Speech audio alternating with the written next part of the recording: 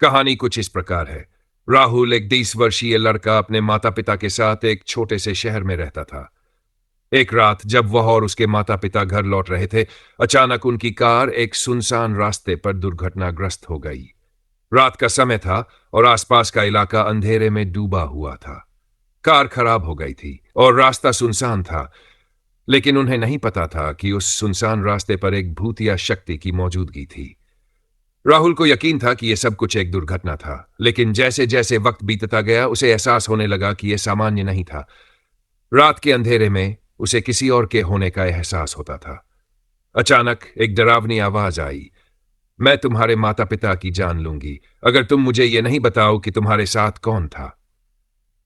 राहुल कांपते हुए यह समझने की कोशिश करता है कि वह किसकी बात कर रही है।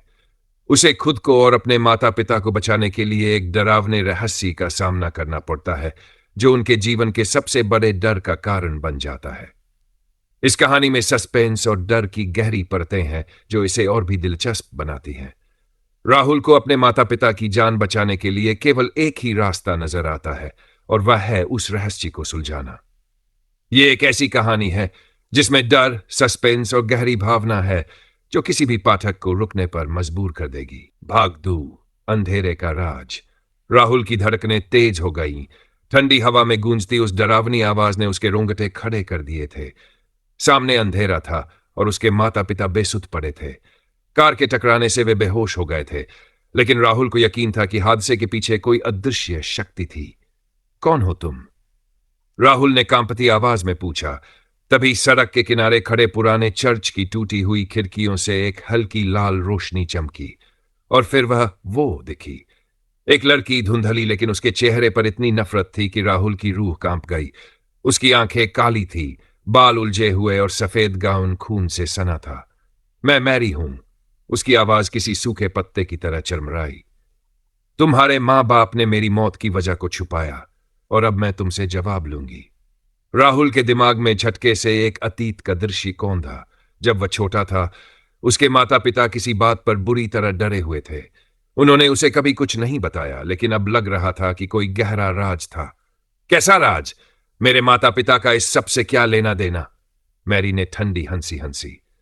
सच जानना चाहते हो तो अपने मां बाप को जगाओ और पूछो उनसे कि उन्होंने मुझे जिंदा दफनाने की कोशिश क्यों की थी। राहुल के पैरों तले जमीन खिसक गई। उसका दिल चाह रहा था कि वह इस जगह से भाग जाए, लेकिन उसके माता पिता अब भी बेहोश थे। क्या राहुल अपने माता पिता को बचा पाएगा? क्या सच में उन्होंने किसी को जिंदा दफना दिया था, या फिर कोई और काला सच छिपा था? अगला भाग जल्द। मैरी, मां बाप ने जिंदा बच्चे की जान बचाई। भाग 3, दफनाया गया सच। राहुल के कानों में मैरी की बात गूंज रही थी। तुम्हारे मां बाप ने मुझे जिंदा दफनाने की कोशिश की थी। उसका दिमाग सुन पड़ गया। क्या यह सच हो सकता है?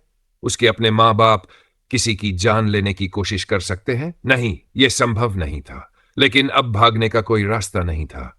राहुल को सच जानना था। उसने कांपते हाथों से अपनी मां को हिलाया, फिर पिता को। कुछ ही पल में उनकी आंखें खुल गई। राहुल, उसकी मां की आवाज में थरथराहट थी। मां, पापा, ये मैरी कौन है?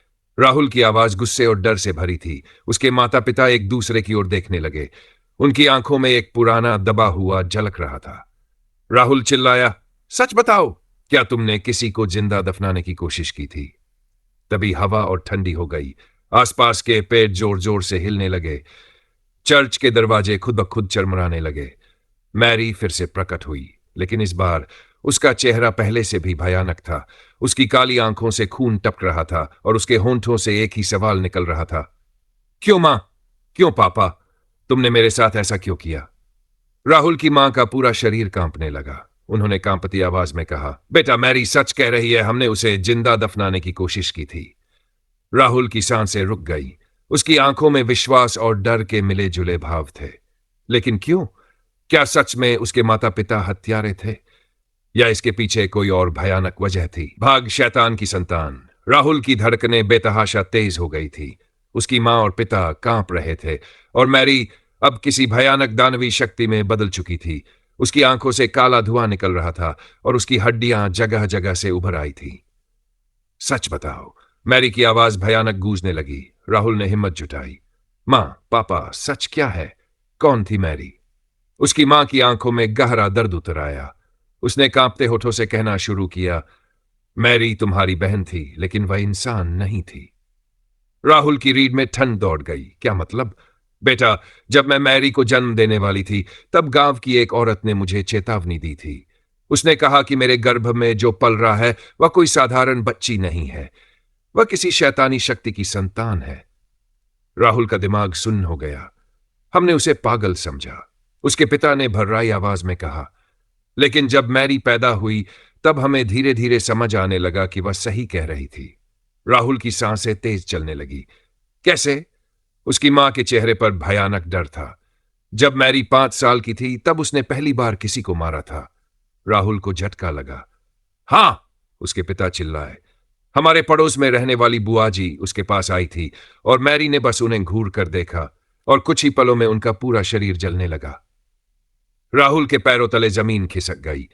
हम उसे डॉक्टरों के पास ले गए, तांत्रिकों को दिखाया, लेकिन कोई कुछ नहीं कर सका। उसकी मां रोने लगी और जब वह 12 साल की हुई तब उसने मुझ पर ही हमला कर दिया। राहुल की आंखें फटी रह गई। हमें समझ आ गया था कि मैरी को जीवित रखना एक बहुत बड़ी भूल थी। वह इंसान नहीं थी, बल्कि एक शैतानी आत्मा थी जिसने हमारे घर में जन्म लिया था। मैरी की हड्डियां चटकने की आवाज आई। झूठ मत बोलो, राहुल की मां चिल्लाई। नहीं, यह सच है, हमने उसे मारा नहीं था, हमने सिर्फ उसे रोका था। कैसे? राहुल ने डरी हुई आवाज में पूछा। हमने उसे जमीन में दफन नहीं किया था, बल्कि उसे एक तांत्रिक के दिए गए ताबूत में बंद कर दिया था ताकि वह कभी वापस ना सके। राहुल को अब सब समझ आ रहा था, लेकिन एक सवाल अब भी रह गया था। अगर मैरी को हमेशा के लिए बंद कर दिया गया था, तो वह अब वापस कैसे आए?